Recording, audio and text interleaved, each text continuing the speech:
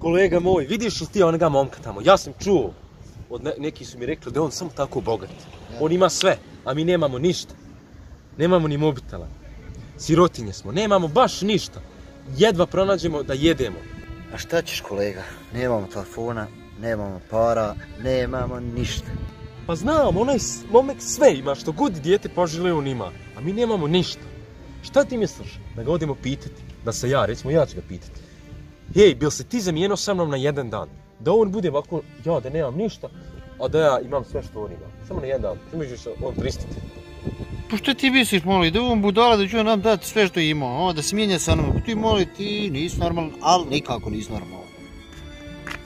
Alo? Slušaj, mi smo čuli da si ti bogat, da imaš sve, jel da?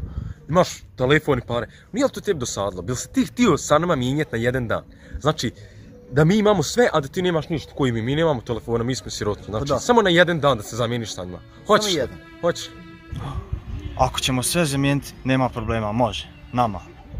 Može? Jesi vidio kolega nama prihvatio, ja sam tebi rekao da je njem dosadilo, ti vičeš, ne ide on, evo ga. Što ja znam, razumiješ? A slušaj, a da mi reci, jel tebi dosadilo pa si tako brzo prihvatio, ha?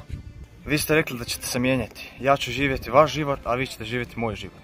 To znači da ćete imati sve, para, svega šta hoćete, ali bit ćete nepokretni. Nepokretan? Kako misliš nepokretan? Jesi li ti nepokretan? Da, dobro ste čuli, nepokretan sam. Ne mogu da hodam sam, roditelji su me malo prije doveli i sad moraju doći po mene.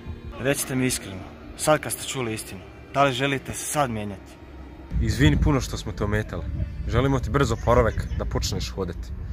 A vi ljudi što gledate ovaj video, dobro pazite s kim bi se mijenjali. Šta bi dali za šta.